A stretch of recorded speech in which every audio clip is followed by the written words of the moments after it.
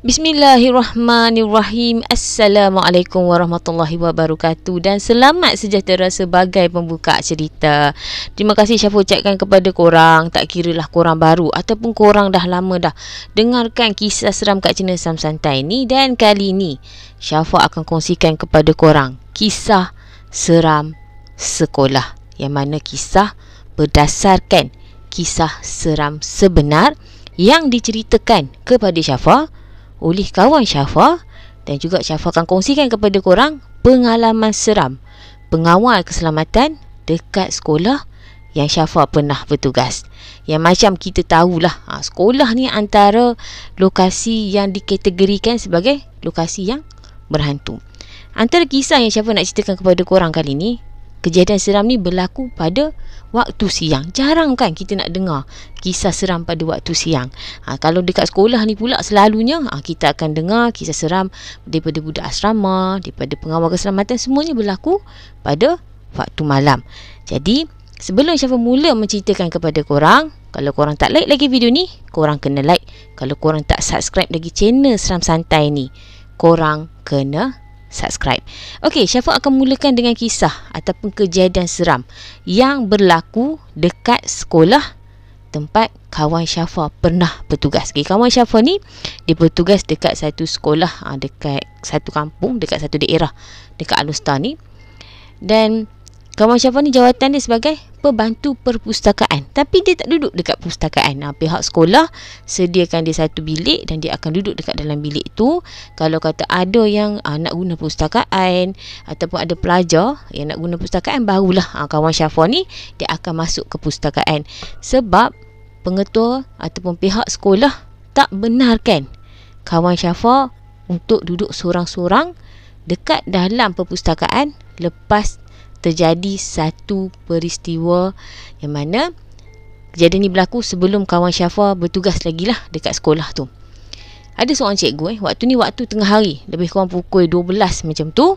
Ada seorang cikgu ni dia tengah buat kerja seorang-seorang dia dekat dalam perpustakaan. Sebab masa tu dia tengah tunggu ada kelas untuk masuk ke dalam tu, kiranya kelas yang cikgu ni nak mengajar lah. Jadi cikgu ni pun buatlah kerja seorang-seorang dekat dalam perpustakaan. Lepas tu cikgu ni dengar tau, ada macam buku jatuh. Biasalah kat perpustakaan kan banyak rak buku. Jadi cikgu ni pun pergilah angkat. Bila cikgu ni angkat, cikgu ni pun pergilah sambung buat kerja balik. Jadi cikgu ni pun buat kerja dia. Dalam beberapa minit lepas tu, bunyi lagi ada buku jatuh. Okay, cikgu ni pun bangunlah, pergi letak balik. Sebelum tu, yang belum mula jatuh tu, dia pergi angkat. Dia hanya letak je dekat atas tu. Okay, kali kedua dia pergi angkat, dia pergi selit. Dia selit betul-betul lah. Orang cakap tak bagi buku jatuh. Cikgu ni pun sambung lah pergi buat kerja. Dia buat kerja macam biasa. Kali ni dia dengar, cikgu tu dengar bukan kata satu buku, tapi macam ada banyak buku yang jatuh. Bila cikgu tu tengok daripada jauh, nampaklah kan rak buku kat perpustakaan ni kan dia bertingkat-tingkat. So ada separuh daripada satu tingkat tu dah jatuh dah buku-buku ke bawah. Cikgu ni mungkin masa tu cikgu ni dia rasa macam nak marah tau. Dia pun pergilah tengok.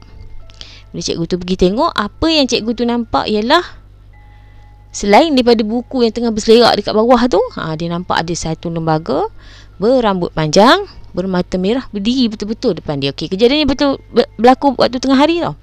Cikgu ni pengsan. Nasib baiklah ada kelas yang nak masuk untuk cikgu ni mengajar dekat perpustakaan.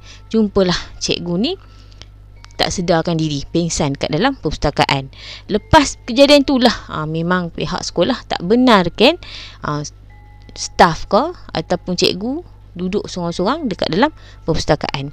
Dan daripada apa yang kawan Syafa bagi tahu, lembaga ataupun hantu berambut panjang tu, dia kononnya sebelum dia duduk dekat dalam perpustakaan tu, dia ada satu pokok tau. Okay, ada satu pokok. Pokok ni belakang bangunan perpustakaan. Jadi lepas pokok tu ditebang, jadi lembaga ataupun hantu berambut panjang tu pindah masuk ke dalam perpustakaan.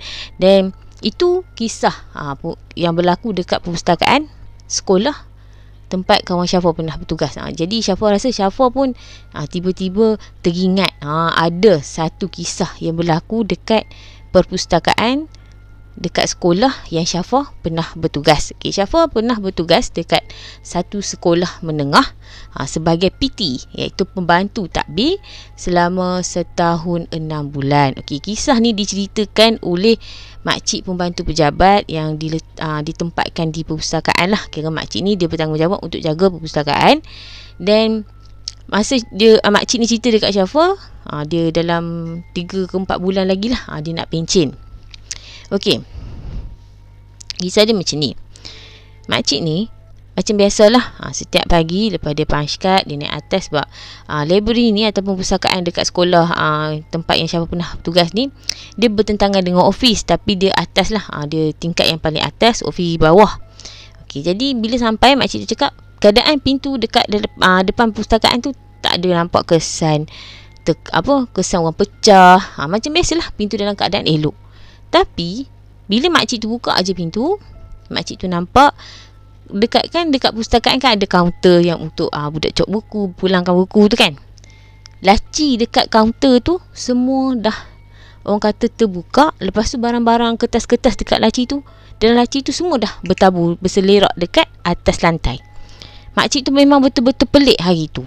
Dia kan pintu perpustakaan dalam keadaan yang elok, keadaan yang terkunci. Jadi siapa yang buka laci tu, selerakkan bawa keluar barang-barang dalam laci tu.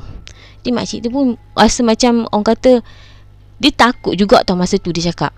Jadi dia kemas. Okay, dia macam biasalah orang lama ni, dia ni orang kata pandai lah dalam bab-bab ni. Dia cuba umpan tau. Dia umpan. Mula-mula dia cakap mungkin toyol tau. Jadi dia pun letak lah. Dia letak duit shilling dengan duit kertas. Okay. 2 hari tak ada apa. Hari yang ketiga, lepas hari yang pertama yang dia nampak laci terbuka tu, jadi lagi sekali. Sama juga, pintu perpustakaan elok aja, tak ada macam kesan kopek, kesan orang kata orang pecah ke. Bila buka aja nampak meja kaunter masih dalam orang kata keadaan yang terbuka, berselerak. Duit-duit yang yang dia letak sebagai umpan tu tak ada. Bukannya tak ada, ada, tapi duit tu yang dia letak dalam laci tu semua dah berselerak dekat atas lantai. Jadi makcik ni pelik tau, benda apa sebenarnya yang duk kacau, orang kata duk buat gangguan macam tu. Jadi Syafa tak tahu idea macam mana makcik ni, orang kata mungkin Allah orang kata bagi idea, Allah bagi orang kata ilham dekat makcik ni cetak. Okey, dia cetak replika orang dekat atas satu macam kotak. Sepasang tau, lelaki dengan perempuan ni replika tau, pakai baju tradisional Melayu. Betul-betul dia letak dekat pintu jeriji dekat nak masuk dekat dalam library tu. Sebab kaunter ni dia berhadapan dengan pintu utama tau, pintu nak masuk ke library, ke perpustakaan tu. Jadi memang kalau tutup macam pintu grey tu, memang akan nampak lah macam replika orang tu menghadap ke arah kaunter. Lepas daripada tu memang dah tak jadi dah, orang kata laci berselerak ke apa, memang dah tak ada dah. Itu makcik tu kata dia pun tak tahulah apa sebenarnya misteri ataupun apa benda yang selerakkan buka laci dia dekat dalam kaunter dekat perpustakaan. Dekat sekolah ni dia punya kejadian seram ni dia macam rare sikit kan, dia lain sikit. Kalau sebelah orang kata sebelah malam ni dia lain, kalau di sebelah siang ni dia lebih, kalau macam dia menggerak selalunya kan, makhluk halus ni kalau dia menggerakkan barang, itu sebenarnya dia nak bagi tahu dekat kita yang dia berada dekat dengan kita. Okey, jadi untuk kisah yang seterusnya ni, Syafa akan sambung dengan kejadian seram ataupun pengalaman seram yang dialami oleh pengawal keselamatan dekat sekolah yang Syafa pernah bertugas. Okey, dekat sekolah tu kalau perpustakaan ni tingkat paling atas, dewan ni paling bawah. Dia bukan dewan sebuah jauh daripada sekolah ke, jauh daripada blok sekolah ke, tak. Dewan ni dia dekat paling bawah sekali. Okey, dekat belakang dewan ni dia ada ruang, so dia ada satu lampu lah. Lampu ni memang 24 jam terbuka. Lepas tu belakang dewan ni dia ada kelas pendidikan khas. Lepas tu belakang kelas pendidikan khas ni dia ada satu jalan lah, jalan pintu belakang. Syafa memang lalu jalan tu lah untuk masuk ke sekolah. Syafa masa mula-mula bertugas dekat sekolah tu, Syafa macam hairan jugalah, kenapa setiap kali Syafa lalu aja dekat kawasan belakang dewan tu memang lampu tu terbuka. Tak kira siang, orang kata tak kira petang, tengah hari memang menyala aja. Jadi Syafa pun tak pernah lah nak ambil tahu kan. Tapi bila Syafa tengok dekat belakang dewan tu memang tak ada suis lah. Syafa pun tak tahulah suis lampu tu dekat mana. Sampailah satu hari tu waktu pagi, Syafa baru sampai office. Ada seorang pengawal keselamatan. Dia masuk office kan. Dia marah. Dia cakap, siapa pergi tutup lampu belakang dewan semalam? Memang dalam keadaan pengawal keselamatan tu betul-betul marah. Dia kata bukan orang kata marah main-mainnya. Lepas tu dia hempah buku rekod tu, dia keluar. Buku rekod ni setiap pagi pengawal keselamatan akan hantar lah untuk pengetua cek kan, pengetua sign. Petang sikit adalah abang pengawal keselamatan sini lah. Okay, senang Syafa nak cerita kat korang, Syafa sebut sebagai abang guard senior lah. Okay, abang guard senior ni memang dah lama dah dia kerja dekat sekolah tu. Masa Syafa bekerja dekat situ, dia kata dia dalam 7 tahun dah dia bertugas pengawal keselamatan dekat situ. Jadi KPT Syafa lah, ketua pembantu takbir, cakap lah dekat abang tu. Dia cerita lah, kata abang guard pagi tu datang marah-marah lah apalah. Sebenarnya petang sebelum tu, kakak pembantu pejabat dekat sekolah Syafa ni, dia tutup lah semua lampu dekat dalam dewan tu sebab ada yang guna dewan tu. Jadi dia tertutup lah lampu dekat belakang dewan tu. Okey, kita sambung balik okay, KPT Syafa pun ceritalah kat abang guard tu, kat abang guard senior tu. Lepas tu KPT Syafa cakap lah, dia marah lah sebab dia takut jumpa hantu berambut panjang kat belakang tu. Lepas tu abang tu kata lah, yang abang kat sini ni cakap, memang ada hantu berambut panjang dekat belakang tu. Tapi kalau nak ikutkan abang guard yang marah-marah tu, dia tak boleh nak marah dah sebab dia tahu dan dia dah lama dah kerja dekat sekolah tu. Dan sepatutnya dia tak boleh macam nak terlampau sampai nak marah orang lain pun tak boleh lah, abang tu kata. Dan dia ni jenis yang abang guard marah-marah ni kan, dia jenis kalau kata ada pengawal keselamatan baru ke dekat sekolah kan, dia mesti duk cerita, okey dekat sini ada hantu, dekat sini. Padahal pada dasarnya abang guard sini tu kata, abang guard yang marah-marah tu dia penakut. Jadi abang guard sini ni pun ceritalah pengalaman dia masa dia meronda dekat kawasan tu. Okay, dia kata masa dia lalu dekat kawasan tu, malam lah, dia kata masa tu tak ada angin. Masa dia lalu ni dekat kawasan belakang kelas pendidikan khas lah. Dia ada jalan, lepas tu dia ada tempat letak kereta cikgu tau. Jadi masa dia lalu tu, dia dengar bunyi macam ada geseran antara satu pokok ke satu pokok. Jadi dia pun tengok lah, dia suluh lah. Abang ni memang berani lah sebab dia 7 tahun dah dia kerja dekat sekolah tu. Dia suluh, guna lampu suluh. Dia tengok ada macam lembaga berambut panjang terbang daripada satu pokok ke satu pokok. Jadi abang tu cakap, benda tu dia bukan nak duduk dekat situ. Benda ni dia berjalan. Sekejap dia duduk kat sini, sekejap dia duduk kat situ. Dia kata, dan sepanjang Syafa bertugas dekat sekolah tu, ada satu kejadian. Waktu tengah hari tau, pekerja kantin tengah basuh pinggan dekat belakang, tiba-tiba ada yang tolak ada daripada belakang, tak tahu siapa, sampai patah tangan ke patah kaki. Syafa pun tak ingat. Dan kebiasaannya, makhluk halus dekat sekolah ni, kalau dia macam nak kacau, kalau dia nak buat gangguan ataupun dia nak tunjuk kata dia ada dekat sekeliling kita ni, dekat sekeliling orang kata staf-staf sekolah ni, waktu orang kata lepas waktu sekolah lah, waktu sekolah dalam keadaan sunyi, tak ada orang, waktu cuti sekolah. Dan apa yang Syafa boleh cakapkan dekat korang, sekolah ni kalau kata ke dalam keadaan yang pelajar tak ada, cikgu tak ada, tambah-tambah waktu hujan, dalam keadaan yang gelap sikit, tu memang akan rasa keseraman tu. Memanglah macam Syafa sendiri, sepanjang Syafa bertugas tahun 6 bulan dekat sekolah tu, 2-3-4 kali jugalah Syafa kena usik. Dan yang Syafa kena usik pun waktu cuti sekolah juga, waktu tak ada orang. Kan, yang Syafa pernah cerita dekat korang kan, masa cuti sekolah kan staf datang lambat. Jadi Syafa yang masuk dulu sebab semua suis lampu dekat dalam pejabat tu dekat dengan tempat duduk Syafa. Jadi Syafa lah masuk dulu. Bila Syafa masuk dulu, yang paling Syafa terkejut, Syafa tengok CPU Syafa menyala. Syafa macam heran lah sebab sebelum Syafa balik petang tu kan, kemarin tu sebelum Syafa balik tu, Syafa memang dah tutup dah PC Syafa. Siapa yang buka Syafa punya CPU kan, yang on PC Syafa? Bila Syafa pegang je orang kata badan monitor, lepas tu dekat CPU tu tak panas. Kiranya baru, orang kata baru on lah. Jadi bila Syafa tergamam tu, sebab masa tu bila Syafa nak sampai kat situ, Syafa nampak komputer Syafa menyala. Syafa tak buka dah lagi lampu. Yang lain tu dia pun nak masuk. Dia pun biasalah orang-orang yang dah senior ni, nak berjalan pun tak berani lah dalam keadaan tak berapa nak terang kan. Takut tersepok sebab pejabat pun tak berapa besar sangat masa tu. Dia pun cakap, kenapa Syafa tak buka lampu lagi kan? Bila Syafa buka lampu kan, dia bertanya kenapa kan, dia nampak muka macam leng kan. Syafa cakap tak ada apa. Sebab kalau Syafa cerita kat mereka, mereka akan rasa takut. Jadi Syafa pun diam je lah. Syafa cerita je lah kat korang.